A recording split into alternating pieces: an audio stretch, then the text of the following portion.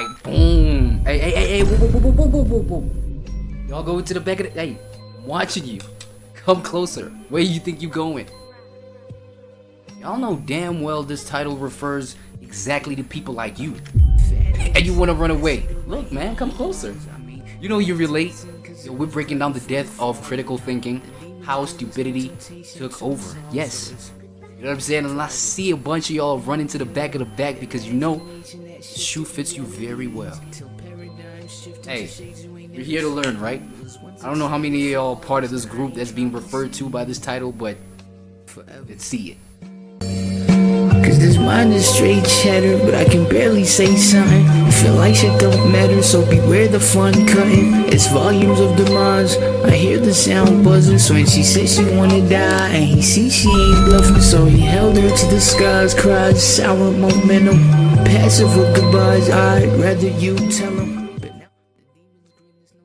You want to mic check it out.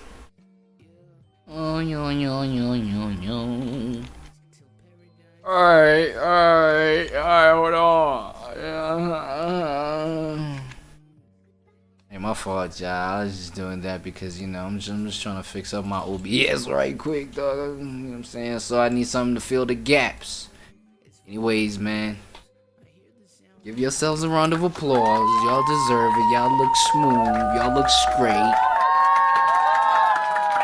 I see y'all see this title, bro. It's making some of y'all nervous. I know it. Right? But let's hop into it, man. Let's take a deep look into the death of critical thinking. How stupidity took over. Its aperture. You know what I'm saying? Usual entry, right? Frequent entry on this channel. Yeah. Tell us more about it, brother. It's getting dumber. Chimpanzini bananini. Society is getting dumber. Chimpanzini bananini. Burr patapim. Neca ambalabu. Puccino assassino. Tung sahur. It's hard to be so chalant. It's just, you got a level 10. The hell am I listening to right now? Yeah, no glaze. IQ and critical thinking skills are in free fall.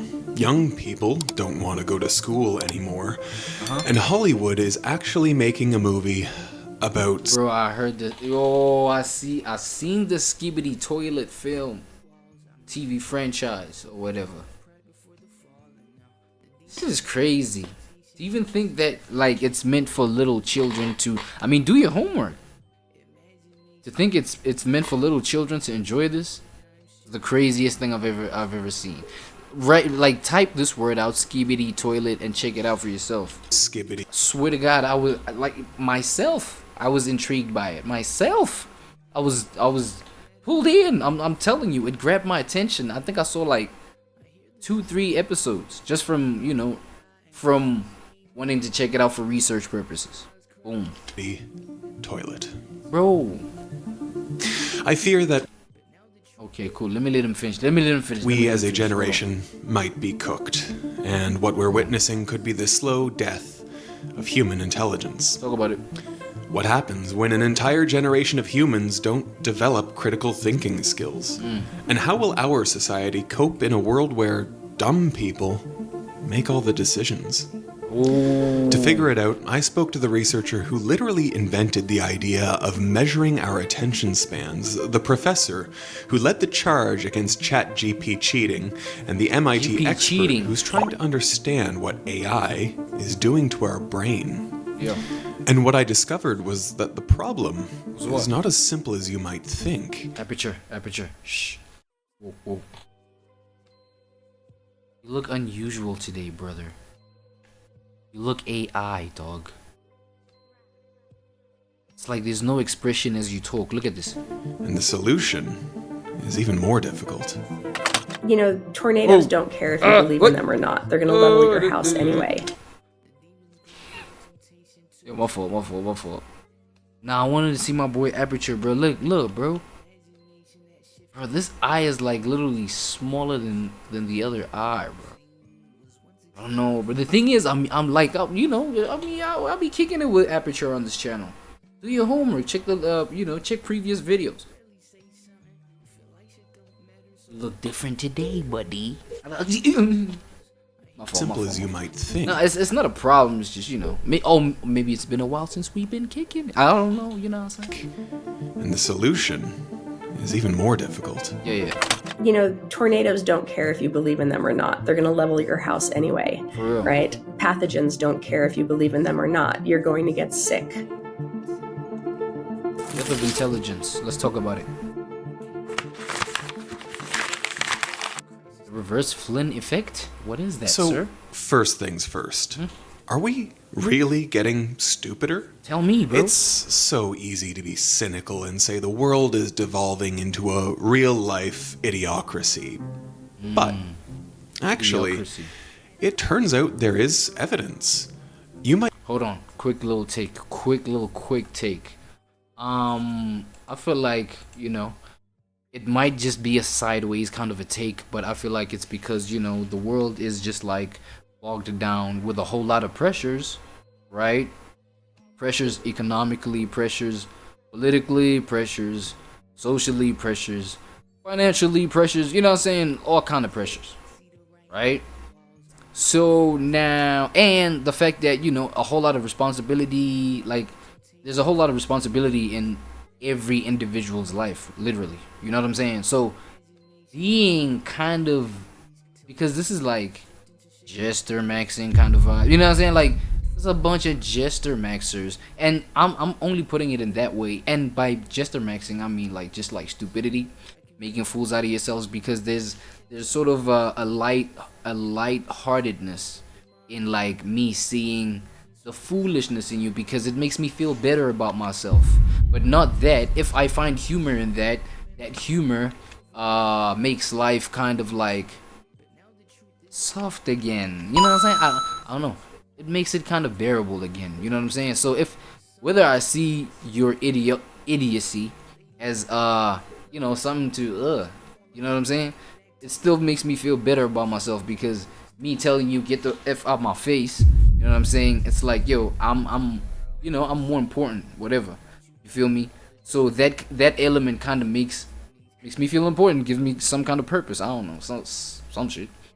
Or if I find humor in your idiocy, you know what I'm saying? It's something where it's like, yo, my idiocy may not be so bad after all. You know, there's like I don't, okay. I told you it might be a sideways take, but listen to me. Those who are willing to listen. You feel what I'm saying? It's like, if I can see that, you know, you being a fool, the foolishness in me, I can just like, it lightens the load out of me being insecure about that, and so therefore I can better integrate my whole entirety, including my foolishness. You know what I'm saying? It's like, what are we talking about? Obviously, bro. It's like 1 + 1 is 2. It's like, I'm 14, and obviously this is deep. might even say proof, and it's pretty dramatic. Yep. Starting in the 1930s, for half a century, What happened? America's IQ rose steadily year over year. This phenomenon became known as the Flynn effect. Okay. Well, why? Why? Greater access to education, but also improved access to healthy foods and reduced exposure to environmental elements harmful to our brains, like lead. And the internet was not yet in existence. Boom! There was no internet. That was another advantage. Huge advantage. Well, when it comes to us relying on the brain for this thing called critical thinking, right? But since the turn of the century, the tide has shifted drastically, Why? resulting in what is now known as the reverse Flynn effect. IQ is in free fall not only in the US but across Europe as well. US high school math and reading skills have plummeted to all-time lows, and college students have been found to be less verbally skilled than their peers from 50 years ago. For real? It's not unusual for a student to have not read a book prior to coming to college. There's also plenty of cultural evidence that our intelligence is falling. No one reads books anymore. The lyrics of the pop songs that top the charts Alright, look. Let me just be honest about one thing, bro. No, I'm gonna be the one. I'm gonna be the martyr. Fuck it. Let's do it, right? Look. I don't hate reading. Look, I don't hate reading. I feel like my form of taking in information has transformed. My preference of taking in, you know, critical details, since we're talking about critical thinking, critical details, important details, whatever kind of details, right? It's like my preferred way of taking in information is different. Look, for me, going online, watching you a really good, powerful video essay from a YouTuber, that's good enough for me. Look, and by good enough, but I mean by a nice, powerful, important, significant video essay. By all of those descriptions, I also include trusted sources, right? I include trusted sources from whatever that video essay is talking about when we're talking about referencing, you know, some other stuff, right? So that's why I trust things like video essays over reading, because, you know, even shit like, and I know there's the whole thing where it's like, yo, of course there's a difference between like reading black and white, you know what I'm saying, things on paper, like what's this? What am I trying to say, bro? Like, you get it, books, bro, you know what I'm saying, versus watching some stuff. You know what I'm saying? There is a clear difference. There are benefits, pros and cons, blah, blah, blah. But I feel like it's the same thing, bro. It's the same concept. It's the taking in of information. You understand what I'm saying? It's just, I don't know, when it comes to fictional books and all of that kind of stuff. Oh my God, you get fictional videos out here, bro. You know what I'm saying? What are we trying? You know what I'm saying? So for me, it's like, it's the same thing. So, but the thing is, I want to be visually stimulated as well, and that's why I prefer and it's not even like the YouTube thing is just one example. You know, even social media, bro. You can. Okay, wait. Let me take that one back. I'm tripping. I had to go back on IG. You can find no. I'm not saying I've replaced reading with being there, because I don't be on those platforms actually. I'm mostly on like things like YouTube, Rumble, you know what I'm saying, where like you can get real information from creators who are who have real intention for spreading legit info, helpful info. You know what I'm saying? So yeah, I don't hate reading. I said I'm sorry for yapping a lot, but I said all of that to say this. I still don't like reading. Like, I'm tripping. And I had to go back on it. It's not that I hate it. It's just like I had to go back on it. You know, a different. I had to go back on it. Another. Oh my God! What the hell? Why you keep talking over me, bro? Shut up. It's your turn. Yeah, man. As I was saying, bro, before I chew up any more time, bro. Yeah, I just prefer other forms of you know, retaining information, attaining information, right? So I'm done. My fault.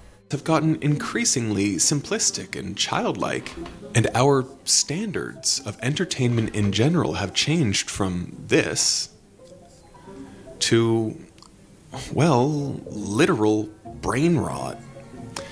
And I promise. That's that skibidi toilet. Did you see that? That's that skibidi toilet. What the hell is that? Changed from this. Why would you create that kind of imagery? To, well, literal brain rot. Got that face. Chat, look at that face, bro.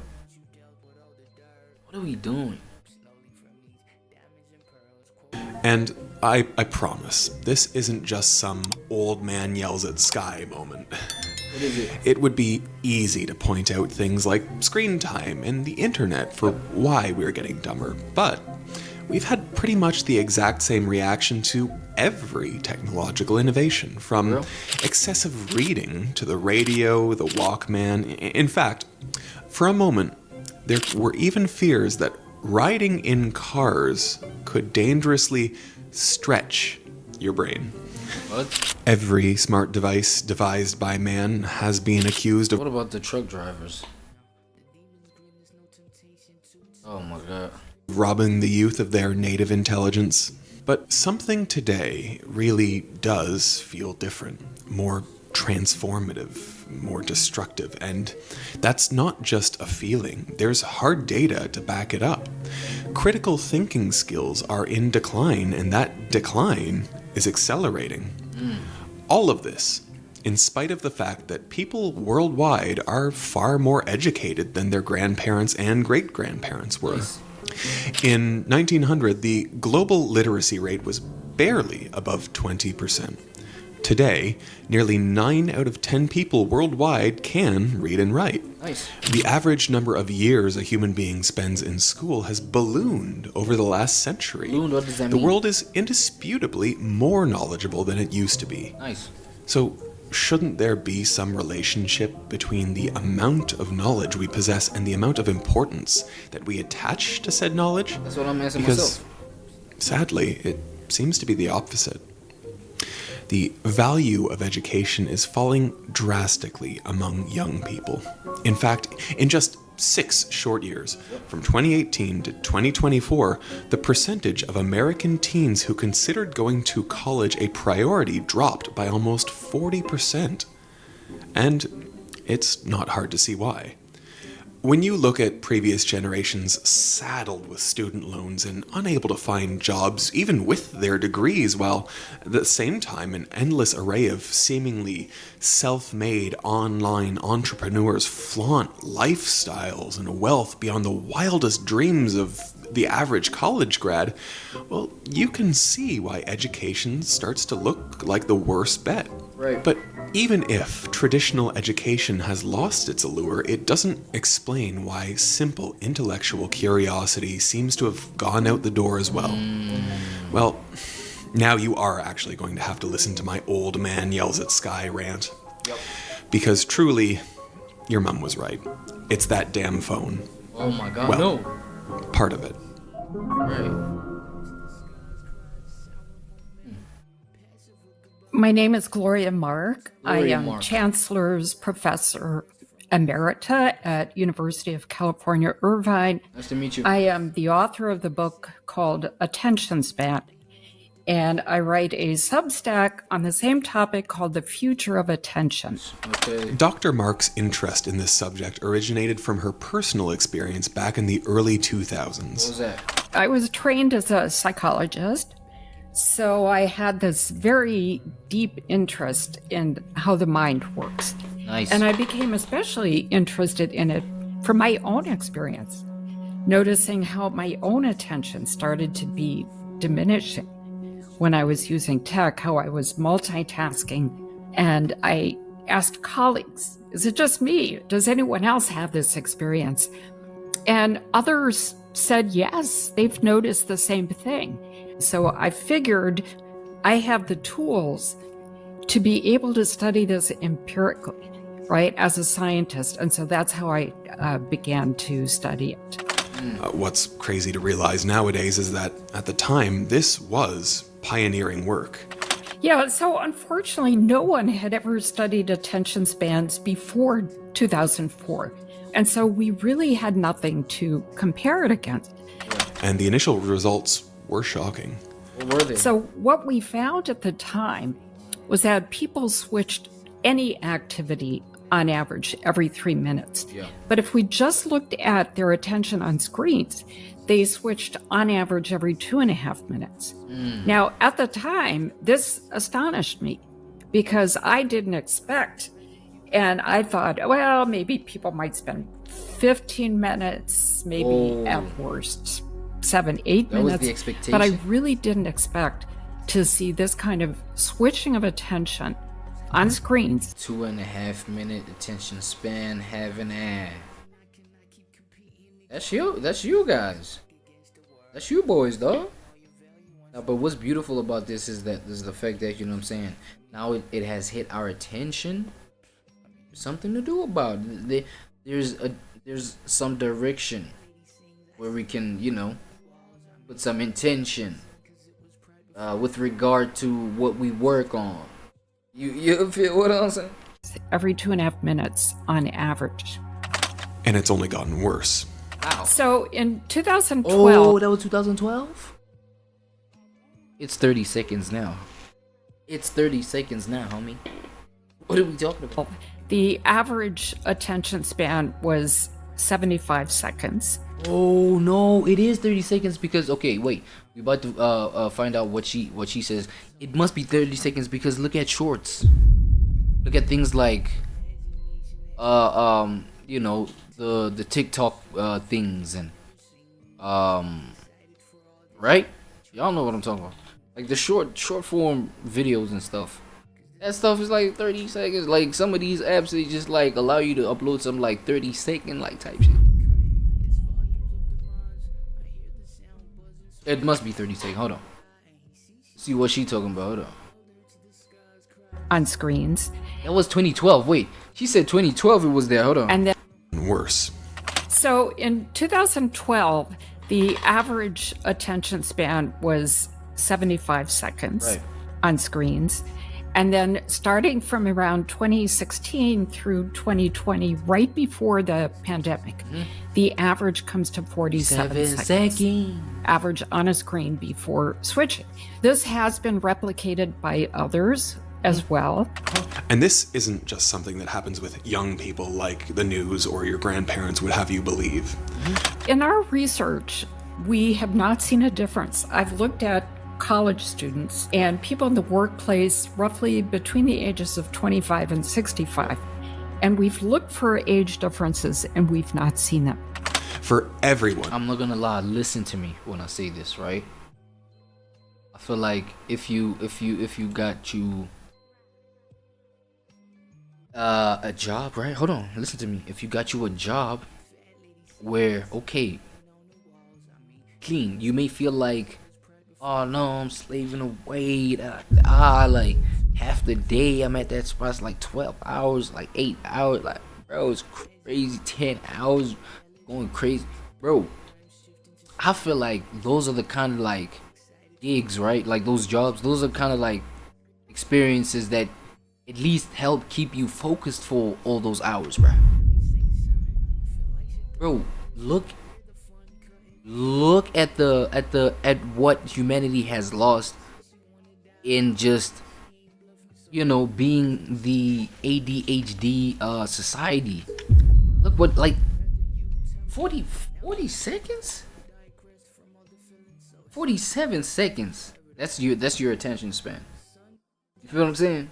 So now I feel like if you can switch in a mode where you can lock in, okay, like me, bro, like I'm saying, let me not be the crazy guy to just like point the finger at everybody else while there's 3 other fingers pointing back at me, right? I don't know if y'all know about that expression. It's kind of corny now thinking about it, but yeah, you know what I'm saying. Like, let me point the finger back at myself, goddamn. You know what I'm saying? Look, I'm at a 12-hour spot. Listen to me. I'm at a 12-hour joint. But yeah, and that shit is crazy. That shit is crazy. That's why, yo, click that like button, you know what I'm saying? That subscribe shit, you know what I'm saying? It's run it up, man. I mean, so I can change my life, goddamn. Look, I'm at a 12-hour spot, but at least the benefit, bro, it keeps my mind locked into that stuff for at least 12, into something for 12 hours. And so therefore, I feel like I still am working that muscle of focusing on something for an extended amount of time type. You understand? So I feel like, you know, it's not all doom and gloom when something appears to be doom and gloom shit. You know what I'm saying? It's not all bad, bro. Like, and looking at shit like attention span, that shit, you know what I'm saying? This is scary. Cause I'm telling you, they said it's right up until like 2012. The analysis right up until 2012 said it's 47 seconds. It's 2026, my neighbor. I'm I'm telling you, this shit is 15 seconds now. Your attention span is Across 15. all ages, depending on digital products as a crutch does affect your brain physically. I'll give you one concrete Give me example, 3. and that's with the use of GPS. You know, a lot of people complain that they've lost their ability to navigate because they're reliant on GPS. But studies of brain imaging show that the hippocampus size has actually shrunk for people who are heavy GPS users. There's more than one study that shows this. There's actually a very interesting study that shows the converse. It shows that London taxi drivers who have to memorize a map of the convoluted streets of London in their mind, they have very large hippocampus sizes. Oh shit, is that why they got big heads?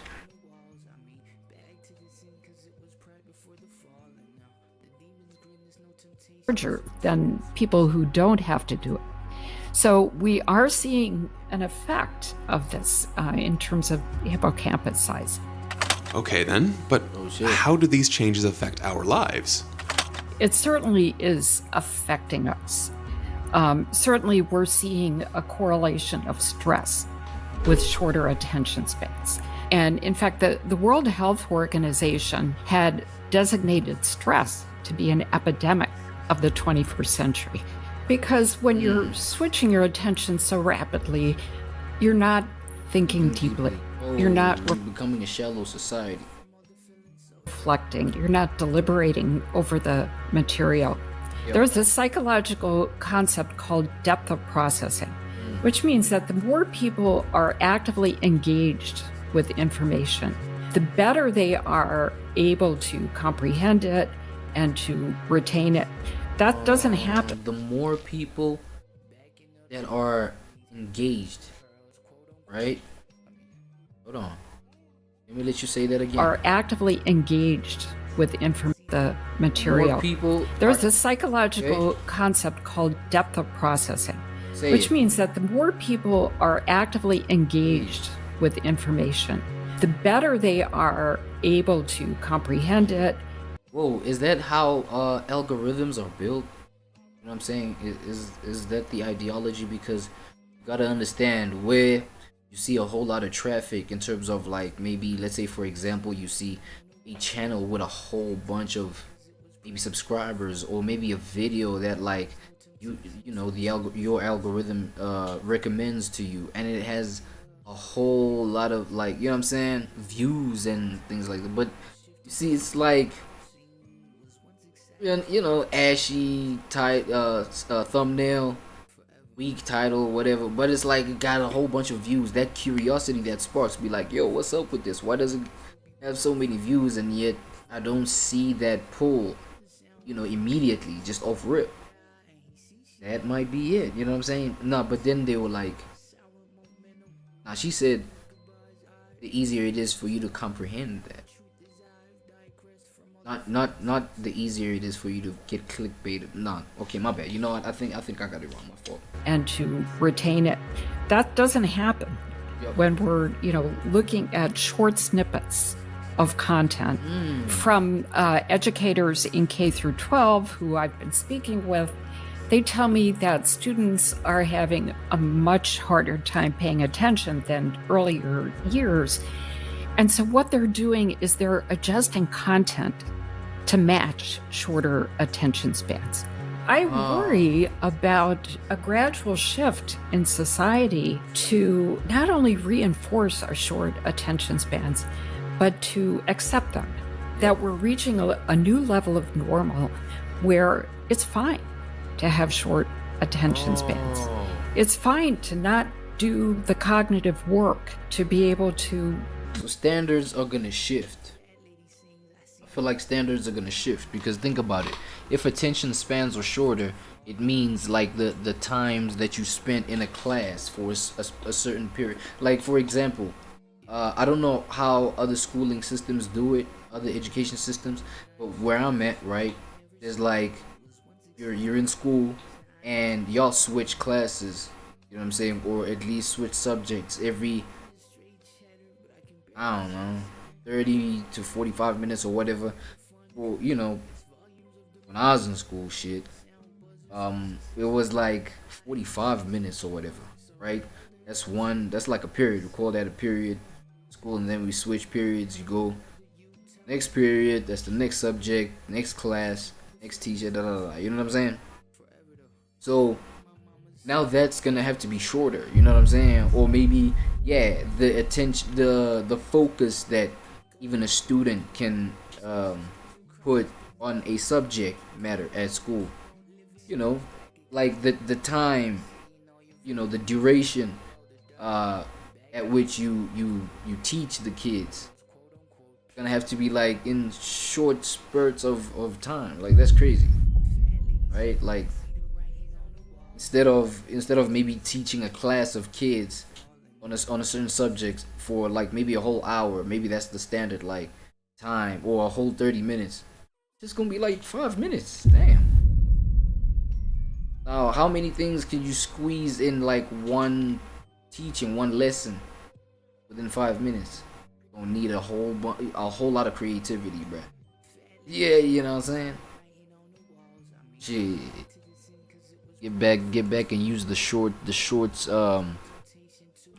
form video format to just like deliver lessons in class and shit like that. Man, 30 seconds a piece. Goddamn, let's do it. Learn something. And I really worry about the effects that this is going to have. Me too. No rational adult believes TikTok-style content is an acceptable substitute for real learning. But what else could it be though, Aperture? Let's think. But when generations of kids raised on YouTube Shorts make it to the classroom, what if that's the only thing their brains are capable of digesting? What am I saying? Is this the future of history class or biology 101? Math. Smartphones and social media have been consciously engineered to demand our ongoing attention, not for long sustained periods of time, but in endless small bites. Endless scroll layouts create feeds that are easy to start but never actually end. Multiple apps, tabs, and devices encourage stop-start piecemeal multitasking. These constant external and internal reminders create a world in which sustained focus and sustained thought becomes increasingly challenged. So much so that simply being in the same room as your phone has been demonstrated to lower mental aptitude. How far has our collective brain power devolved? Great question, man.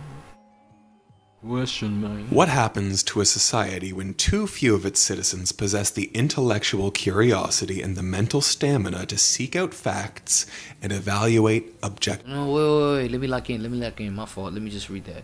What happens to a society when too few of its citizens possess the intellectual curiosity and the mental stamina to seek out facts and evaluate objective truth?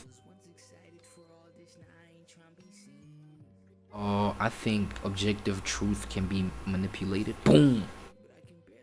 You know what I'm saying? Because if too few of a society's collective, you know what I'm saying, are lazy in their thinking to what's this, due diligence. You know what I'm saying? On whatever information it is that hits their senses, right? That hits their brain. You know, people are lazy, or too lazy to freaking just like do due diligence on things like their leaders. You know what I'm saying? People that like manipulate their daily decisions. You know what I'm saying? People that have the power to do so over their lives. It's like those people, right? Come on, hello, the elite secret societies. Boom, secret societies, bro. Like these guys can like manipulate reality on your behalf.